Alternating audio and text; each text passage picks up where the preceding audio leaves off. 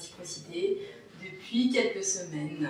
Voilà, moi c'est Elodie, je suis nouvelle aussi, c'est mon 4e jour, donc grande immersion aujourd'hui. Voilà. Bonjour, je m'appelle Louis Fresquet, je travaille aujourd'hui chez Eiffage Immobilier en tant que responsable de développement. Et, donc je suis marié, je suis père d'une petite fille. Bonjour, c'est Catherine. Alors pour moi, le vivre ensemble, c'est...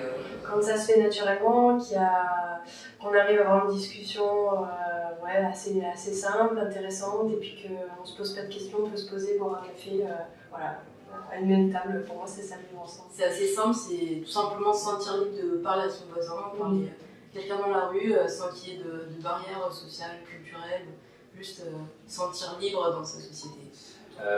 Donc ma vision du vivre ensemble aujourd'hui, pour moi, c'est quelque chose qui paraît naturel, qui doit être dans l'éducation de tout le monde. Donc on apprend dès la petite enfance à respecter les autres, respecter les convictions de chacun, pouvoir s'exprimer, voilà. Mais vraiment, surtout, ça doit s'apprendre sur un principe éducatif. C'est ce que moi, j'ai eu la chance d'avoir mes parents, mes grands-parents qui m'ont inculqué ça. Reconnaître l'autre, le respecter, et puis se reconnaître dans des valeurs communes, dans un socle commun de société. Voilà, donc un certain respect d'usages et de règles de vie communes. Voilà, puis de respecter aussi la vision individuelle de mon voisin. Et là, c'est la première fois finalement que je rencontre mes voisins et ils sont super chouettes parce qu'ils m'ont aidé à déménager, ils m'ont aidé à porter mon canapé, on s'est invité à boire des coups. Et c'était la première fois, bizarrement, que ça m'arrive. Et mis à part dans mon ancienne résidence où c'était entre étudiants, donc c'était cool, on se connaissait tous. Et là, je connais pas mal de prénoms. Mais bonne expérience, c'est important, ça fait cool. Mon voisin, c'est une voisine, elle s'appelle Ginette, elle est super sympa. Elle est venue à moi, elle est très bavarde.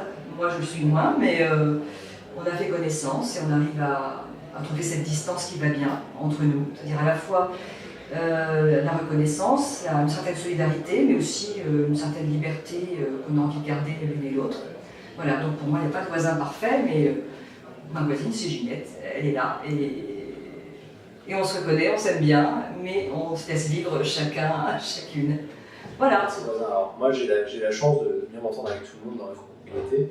Et donc, j'ai une voisine qui s'appelle Gisèle. Alors, Gisèle, on va appeler une mamie. Elle a 80 ans aujourd'hui.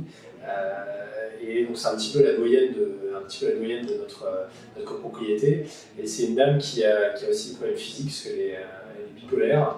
Et donc, c'est quelqu'un que moi, je commence à bien connaître, parce que je vais souvent la voir.